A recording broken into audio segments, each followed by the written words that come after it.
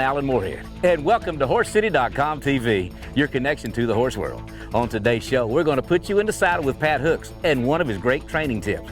At the barn, we talk with Bob Stewart and a step above ladders, like you see right here.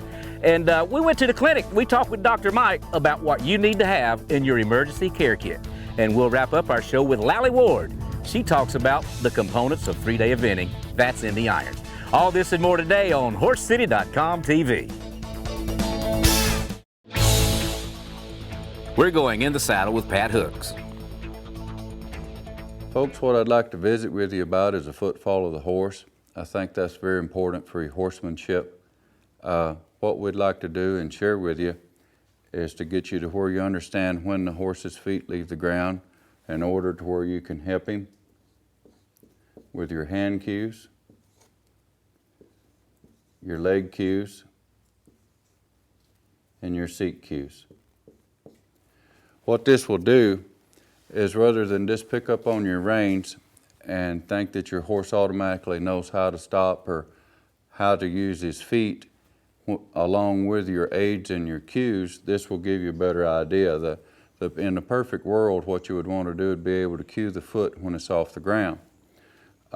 In concern of the 4-beat walk, no matter how you would start counting the feet, if you start with the rear foot, for example, if I start here with the right rear was number 1, then the next foot that will leave the ground is always in front of the one that you started with. So this would be number 2. And then maybe take note of the diagonal. Then the diagonal is going to come across and come down, and this would be number 3. This diagonal that we're referring to, that will remain the same not only in the walk, but that will also remain the same in the trot and also in the lope. So this would be 1, 2, 3, and then it would come straight ahead again, and this would become number 4. So that would give you your 4 beats if you started with the rear foot. If you was to start with the front foot, then this would become number 1, say if we started with our right front. Then your diagonal would be the same. This would be number 2. This would become 3. And then your diagonal would come across, and this would become 4. So that's pretty much the way that your beats work. We will have some other segments we'll show to where we're going to do this bareback on a horse, to where you can learn to really truly feel the feel of the horse's feet leaving the ground. But a tidbit for you here, if you want to kind of get started on your own, the horse's hip moves as though it's an old locomotive wheel. And so if you can picture a locomotive wheel and then have a swing arm on it, and when it come out, and as this wheel would rotate, well, then that makes a camshaft effect of the way that the hip moves on the horse. So for example, if I wanted to be in time with my left rear foot, one of the things that I would do to learn where my rear foot is I would place my thumb in my pocket, and I would maybe possibly lean on that foot a little bit. A real good tidbit for you, as you would feel your hip pocket come to its highest point, and just as it falls back down, that would indicate that this left rear hip has just left the ground. Naturally, if you wanted to work and concentrate on the right hip, you would put your thumb in your right hip pocket, and you would put a little weight on that, and as you feel your hip rise to its highest point, and just as it falls, well, that would indicate that to let you know that this foot come off the ground. In concern of the front feet, my leg cues will come in, and I will approximately squeeze with the calves of my legs, and as my left front shoulder would come back, as this coming back, I'll squeeze with my left leg. And I would say left either out loud or consciously. On the right front foot, as that would be coming back, I would squeeze with my right leg. And what I'm going to do there is I'm going to start marching in time with my horse. Left, right, left, right, left, right.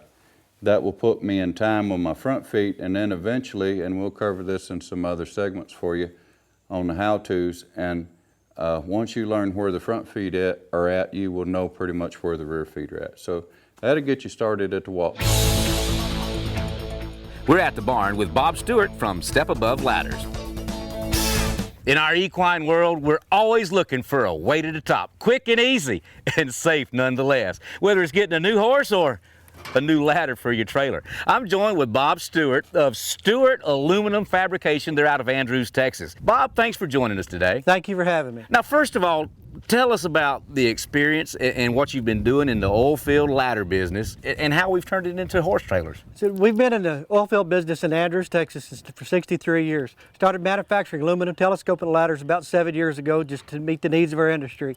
And we knew that the oil industry would slow down and we wanted to diversify, so we're getting into the agricultural end of things. And so we came up with our Step Above ladder. Now, on the oil field, just to kind of get to the background of a telescoping ladder, why do they need telescoping ladders in the oil field? The hydraulic floors on the rigs move up and down because of the different heights of the wellheads, and they just float up and down. And so you need a telescoping ladder that will move with it instead of you can have one ladder kind of fits all needs instead of having multiple ladders. Now, in your own life and in the life of a business that has been through now 3 generations, you're the 3rd generation owner of the business, what is it that set you aside and got you thinking of how to make a ladder for a trailer easier to get up to the top and safer?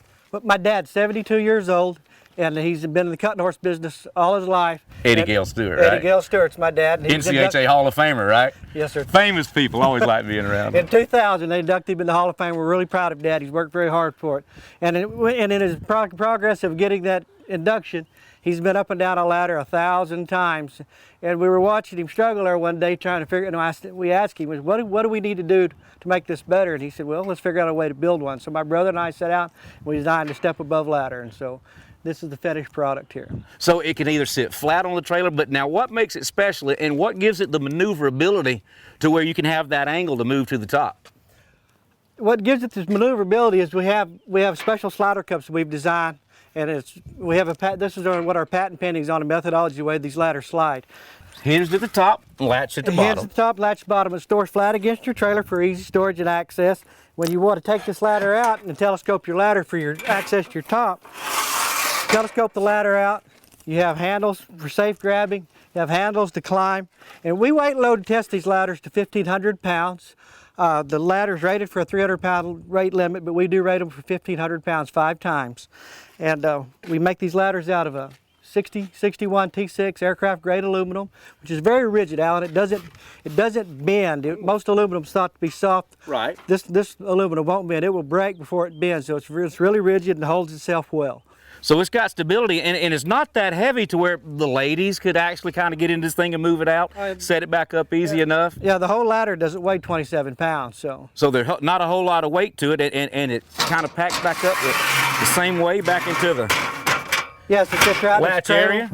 And you latch it in for safe storage down the highway, and you're ready to rock and roll, so it works well. But what's the website that we can go to? It's www.stepaboveladder.com. Now, talk about the Best New Product of the Year award. The North American Trailer Dealers Association had their first national trade show in Fort Worth last year, and we medaled in that category of the new products line that year. So we're really proud. And you're going to be back at that trailer dealer's deal? Yes, sir. It's in Lexington, Kentucky this year in September, and we're going to be back there showing our product again. So we're really proud. Talk about some of the folks that are utilizing the Step Above trailer. Platinum had donated a beautiful trailer to the high money winner and steer open champion of the national finals this year, and we donated Step Above ladder on it, and that trailer put on that trailer. Trevor Brazil won that trailer. Really proud to see that. Jim Bob Watley, he's the 2005 senior steer open world champion, 3-time qualifier to the NFR, and JoJo Lamond, we're currently helping him now. He's going down the road. He had his first NFR qualification last year, so we're really proud of all of them. Well, Bob, thank you for the innovation. I'm sure it's going to save a lot of backs. And you folks, you just check it out online, www.stepaboveladder.com, and you can special order one. They have specific sizes already pre-made and measured and ready, or whether it's a custom order, they're ready to get you to the top safe and sure. Thank you, Bob. Thank you, Alan. Up next, we're at the clinic with Dr. Mike, where he and I talked about the important things you need in an emergency care kit. And we'll wrap up our show in the irons with Lally Ward, talking about 3-day eventing. We'll be right back.